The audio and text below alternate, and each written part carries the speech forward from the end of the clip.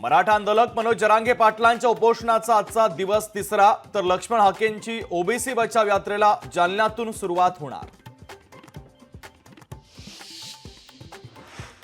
नीट UG बाबत supreme कोर्टात महत्त्वाची सुनावणी, 40 पेक्षा अधिक याचिकांवर एकत्रित सुनावणी होणार।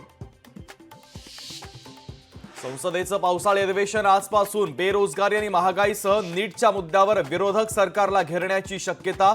उद्या अर्थमंत्री निर्मला सीतारामन एनडीए सरकारचं बजेट मांडणार।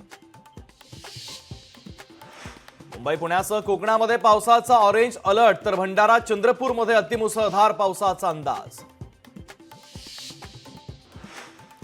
अमेरिकेच्या राष्ट्राध्यक्षपदाच्या निवडणुकीतून जो बायडन यांची माघार, पक्ष आणि देशाचं हित पाहता माघार घेत असल्याचं बायडन यांचं स्पष्टीकरण।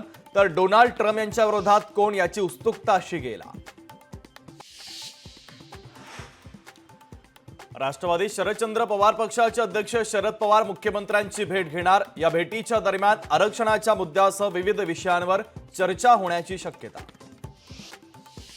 राज्याच्या दोन्ही उपमुख्यमंत्र्यांचा आज वाढदिवस, मंत्रालयाच्या परिसरामध्ये जोरदार बॅनरबाजी, तर बॅनरवर अजित पवार यांचा भावी मुख्यमंत्री असा उल्लेख। मुंबई कृषी उत्पन्न बाजार समितीमध्ये घाणीचं साम्राज्य, भाज्या रस्त्यावर फेकून दिल्या जात आहेत।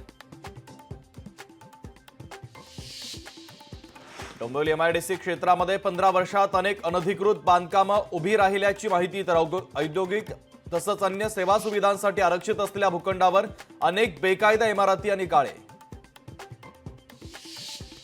एनटीएच्या मार्फत घेतल्या जाणाऱ्या जेईई मेन्स परीक्षेमध्ये एकाच रोल नंबरवर वेगवेगळे गुण मिळाले असल्याचा विद्यार्थ्यांचा दावा।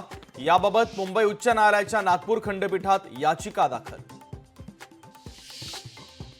11वी प्रवेशासाठीची तिसरी प्रवेश यादी आज प्रसिद्ध होणार। दुसऱ्या फेरीच्या अंतर्गत अर्ज केलेले 1 लाखापेक्षा अधिक विद्यार्थी अद्यापही प्रवेशाच्या प्रतीक्षेतच। विधानसभेला कोकणामध्ये काँग्रेसच्या विजयाचा झेंडा फडकवा, काँग्रेस प्रदेश अध्यक्ष नाना पटोले यांचे कार्यकर्त्यांना आदेश। शिवसेना उद्धव बाळासाहेब ठाकरे पक्ष आणि भाजप कार्यकर्त्यांचा राष्ट्रवादी शरदचंद्र पवार पक्षामध्ये प्रवेश। अमळनेर जळगाव ग्रामीणमधील कार्यकर्त्यांचा पक्षप्रवेश। महाराष्ट्रामध्ये महायुतीचंच सरकार येणार, पुण्यातील भाजपच्या महाधिवेशनात अमित शहांनी विजयाचा व्यक्त केला विश्वास।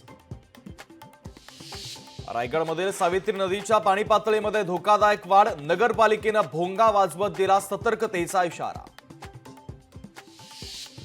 साताऱ्यातील जावळी तालुक्यामध्ये मुसळधार पाऊस, जावळीतील महू धरण 100% भरलं, तर प्रशासनाच्या वतीनं नदीकाठच्या गावांना सतर्कतेचा इशारा। सातपुड्यातील वाल्हेरी धबधबा ठरतोय आकर्षणाचा केंद्रबिंदू, धबधबा पाहण्यासाठी पर्यटकांची गर्दी। लोकशाही मराठी ऐका, पहा, जागरूक रहा।